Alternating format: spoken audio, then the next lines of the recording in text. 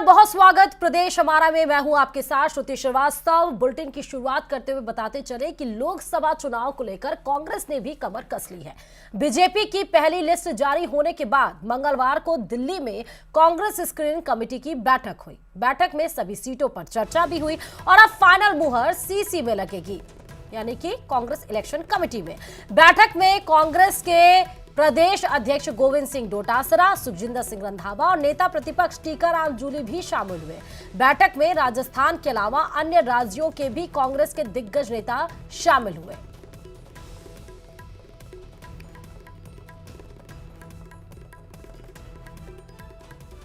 देखिए कि कैंडिडेट्स के ऊपर जो हैं उनके ऊपर चर्चा हुई। जो गठबंधन की बात है वो मुकुल वासनिक जी के साथ होगी। वो जो कहेंगे उसके ऊपर, उन सीटों के ऊपर तभी चर्चा हो सकती है। इस बार हम जीत रहे हैं और आप देखना परफॉर्मेंस क्या रहेगी, ये लोग बताएंगे।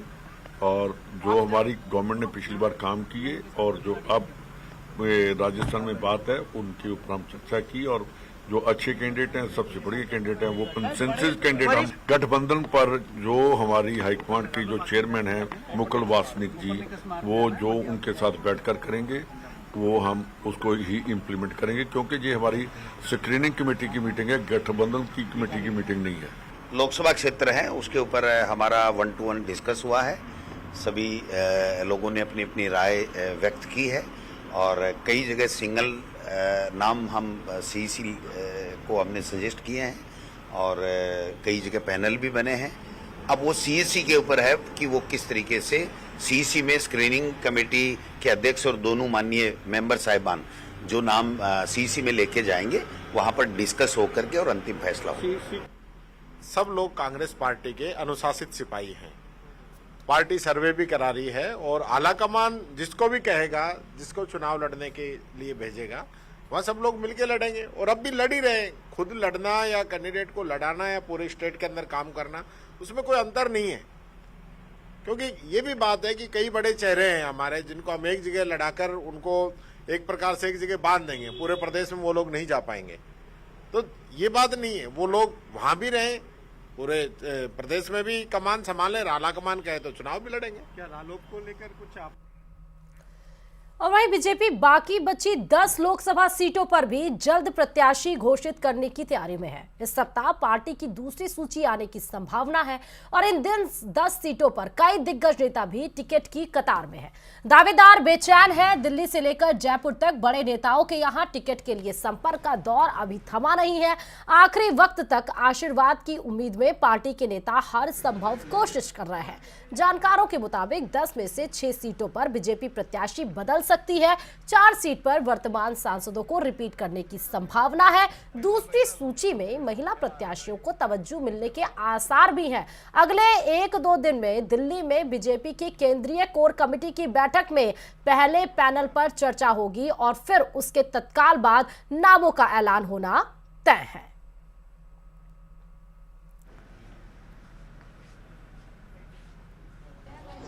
सर भैरव जी के दरबार में दर्शन करने के लिए आया हूं और मैं श्री गंगानगर लोकसभा से टिकट मांग रहा हूं। मुझे विश्वास है कि पार्टी इस पर विचार करेगी। राजस्थान में 25 की 25 सीटें प्रचंड बहुमत के साथ जीतेगी। फिर एक बार मोदी सरकार, अब की बार 400 पार लक्ष्य को हम पूरा करेंगे। मेरा कोई अधिकार नहीं। अगर पार्टी मेरे को मौका देगी तो चुनाव लड़ेंगे, नहीं तो कोई मेरा अधिकार नहीं है, ना मैं मांग कर रहा हूं। तैयार तो हैं आप? तैयार मैंने कहा ना, हम कार्यकर्ता की भूमिका क्या रहेगी हमारा आलाकमान तय करता है और उस भूमिका में हम सब तैयार हैं। अरे साहब, जब जीतने के चांसेस होते हैं तो दावेदार ज्यादा होते हैं और जहाँ जीतने के चांसेस नहीं हो वहाँ कैंडिडेट भी लोगों को नहीं मिल रहे हैं। हमारे 4-4.25 लाख वोट है जाटव बैरवा समाज के, वो जुड़ना चाहते हैं, बट जाटव को टिकट मिले तो जब जुड़े।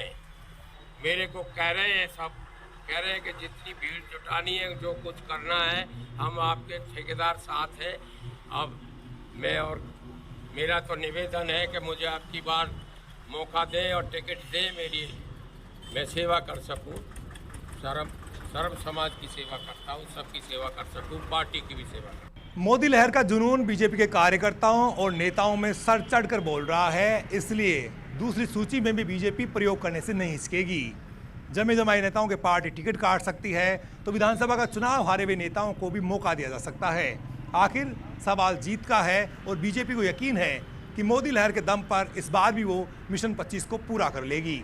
कैमरा पर्सन शेर सिंह के साथ बाबूलाल धायल, न्यूज़ 18 जयपुर। और वहीं अगर बात जोधपुर की कर ले तो वहां पर तेज रफ्तार का कहर देखने को मिला। यहां बारातियों से भरी बेकाबू जीप पलट गई।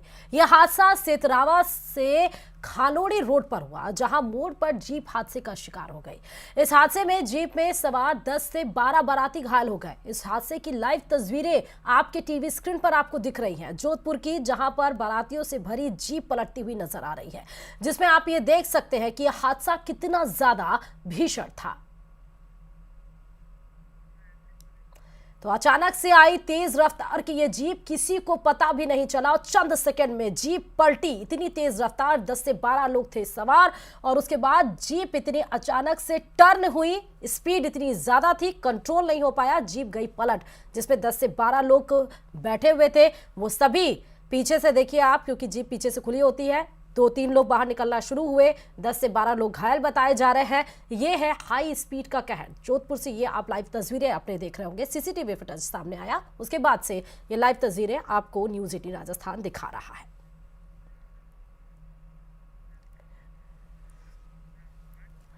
और अब ले चलते हैं आपको धौलपुर, जहां पर ऑपरेशन अरावली के तहत बड़ा एक्शन देखने को मिला। ऑपरेशन के तहत अवैध खनन परिवहन के खिलाफ प्रभावी कार्रवाई करते हुए सैंडस्टोन के ब्लॉक से भरे 24 ट्रैक्टर ट्रॉलियों को जब्त किया गया। इस दौरान अलग अलग ठिकानों पर दबिश देकर 24 केस दर्ज किए गए और पुलिस टीम ने 29 अभियुक्तों को गिरफ्तार किया है। इस दौरान 24 ट्रैक्टर ट्राली के साथ साथ 2 ट्रक सहित कई सामान भी जब्त किए गए हैं। इस कार्रवाई को 261 पुलिसकर्मियों की 53 टीमों ने अंजाम दिया और 110 अलग अलग स्थानों पर दबिश देकर कार्रवाई की गई है।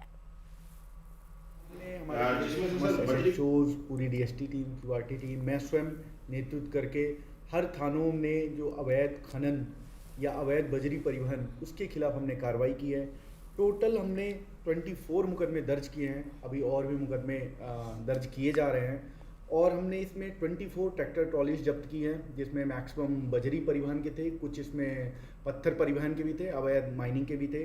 2 ट्रक पकड़ा है हमने, जिसमें बजरी थी जो हमने हाईवे पे पकड़ा है। क्रेन पकड़ा है हमने, एक एलएनटी मशीन हमने सरमथुरा एरिया में पकड़ी है और एक कंप्रेशर जो रमदा एरिया है वहाँ से माइनिंग करते हुए पकड़ा गया है। और अब बात एसीबी के एक्शन की कर लेते हैं। यह एक्शन एसीबी का करौली में देखने को मिला है। विवादित भूमि से फसल कटाई के एवज में 25,000 रुपए की रिश्वत लेते पटवारी को एसीबी की टीम ने रंगे हाथों गिरफ्तार किया है। आरोपी मासलपुर तहसील के डांडा राजस्व क्षेत्र का पटवारी राम सहाय कुशवाहा है। एसीबी की टीम ने आरोपी को मंडरायल रोड स्थित डीटीओ ऑफिस के पास से गिरफ्तार किया है। बता दें कि फसल काटने के एवज में 1 लाख रुपए पटवारी के द्वारा मांगे जा रहे थे और कंसेशन करते करते, मोल भाव करते जो सामने की पार्टी थी वो 30,000 के लगभग आई। यहां तक कि ये भी सूचना है कि पटवारी अपने लिए और साथ ही तहसीलदार के लिए 50-50 हजार रुपए मांग रहा था, लेकिन ये रिश्वत मांगना महंगा पड़ गया। एसीबी की कार्रवाई हुई और 25,000 रुपए रंगे हाथों गिरफ्तार किया गया एसीबी के द्वारा ये पटवारी।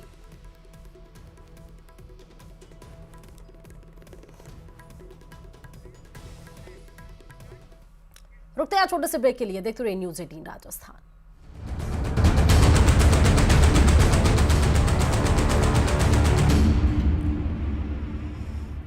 और ब्रेक के बाद बहुत स्वागत। खबरों में आगे बढ़ते बताते चले कि मेवाड़ राज परिवार के वंशज लक्ष्य राज सिंह आज भिलवाड़ा पहुंचे, जहां उनका भव्य स्वागत किया गया।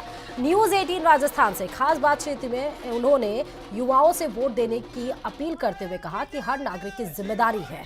क्या कुछ कहा है और वो भी आपको सुना देते हैं। लक्ष्य राज सिंह जी भिलवाड़ा पहुंच चुके हैं, हमारे साथ हैं, आइए इनसे बात करेंगे। बहुत बहुत स्वागत है आपका भिलवाड़ा में। बहुत बहुत आभार। कैसा लग रहा है और आज भिलवाड़ा पहुंचे हैं? बहुत अच्छा लग रहा है, बहुत अभिभूत हूँ सब लोगों को यहाँ पर मिलकर पाकर। सब लोगों का प्रेम जो है वो सदियों से पीढ़ियों से जो चलता हुआ आया है आज भी कायम है दोनों तरफों से, तो उसको देखकर बड़ी खुशी हो रही है। लक्ष्मण जी, कहीं ना कहीं यूथ आपकी बहुत बड़ी फैन फॉलोइंग में आता है, यूथ आपसे सीखता है, आप जो करते हैं उसको कहीं ना कहीं फॉलो करता है, यूथ आपको फॉलो करता है। लोकसभा चुनाव आ रहे हैं, कैसे यूथ अपने मत का प्रयोग, सही मत का प्रयोग करे, क्या कहना चाहेंगे यूथ? मैं यही कहना चाहूंगा कि एक अपने संवैधानिक अधिकारों का एक बहुत बड़ा हमारी एक जिम्मेदारी है, जिसको हम लोगों को जो है बड़े जिम्मेदारी से जो है इसका उपयोग करना चाहिए। देख के सूझबूझ के साथ में सोच समझ कर जो है हमारे को हमारा मतदान जो है वो करना चाहिए।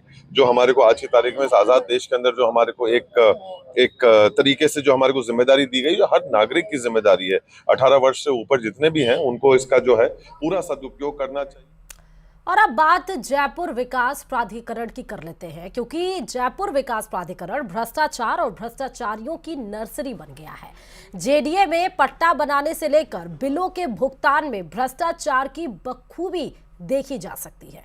जेडीए आयुक्त मंजू राजपाल के आने के बाद भ्रष्टाचार की परतें खुलना शुरू हो गई है। अब एक ऐसा चौंकाने वाला मामला सामने आया है। फर्जी बिलों के जरिए लाखों रुपए का भुगतान उठाने का खेल सामने आया है। दरअसल जयपुर विकास प्राधिकरण की विद्युत विंग में कंप्यूटर ऑपरेटरों के नाम पर लाखों रुपए का फर्जी भुगतान किया गया, जबकि हकीकत यह है कि जिस अफसर के नाम पर कंप्यूटर ऑपरेटर लगाए गए हैं उस नाम के अधिकारी तक मौजूद नहीं है। विकास प्राधिकरण के अंदर फर्जी बिलों के जरिए भुगतान उठाने का मामला सामने आया है।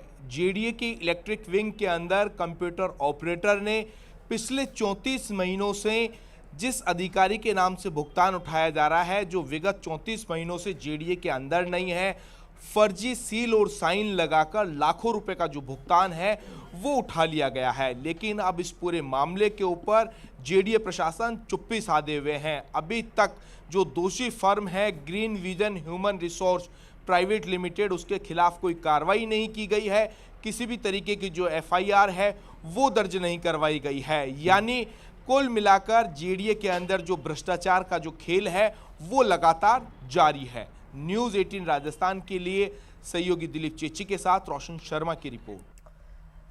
और वहीं सूचना और रोजगार अभियान की ओर से सामाजिक कार्यकर्ता निखिल डे ने प्रदेश सरकार के खिलाफ मोर्चा खोल दिया है। न्यूनतम आय गारंटी अधिनियम और platform based gig workers bill को लागू करने की मांग को लेकर आज से जयपुर के शहीद स्मारक पर धरने पर बैठ गए हैं। इससे पहले उन्होंने प्रेस कॉन्फ्रेंस करके अपनी बात रखी। उन्होंने कहा कि न्यूनतम आय गारंटी अधिनियम, प्लेटफॉर्म बेस्ड गिग वर्कर्स यानी कि पंजीकरण एवं कल्याण अधिनियम 2023, स्वास्थ्य का अधिकार बिल्कुल लागू करने की मांग की है। साथ ही उन्होंने बताया कि अभियान की ओर से लगातार मुख्यमंत्री को पत्र लिखे गए और मिलने के लिए समय भी मांगा गया, लेकिन अभी तक समय नहीं दिया गया है। करना शायद कोड ऑफ कंडक्ट के दौरान होना नहीं चाहिए, रोकना, लेकिन हो सकता है चुनाव आयोग के ऐसे कोई नियम आए जहां वो रोकें, तब हम लोगों के बीच में जाएंगे। लेकिन हम ये कह रहे हैं ये हमारा बना हुआ हक है, ये तो मत छीनो, ये तो दो लोगों को। और आप नई सरकार आए हैं तो इसको और महत्वाकांक्षी ढंग से, इसी सरकार ने कहा है कि हम लोगों के रोजगार को ढंग से सृजित करेंगे। तो आप गिग वर्कर का जिसका हक है बना हुआ, आप वो पूरा करो, नहीं तो आगे वो इतने लाखों हैं, करोड़ों में हैं, तो उनके हक कहाँ से मिलेंगे? फिर आप और दो, बिल्कुल नौकरियां दो, ये सब दो।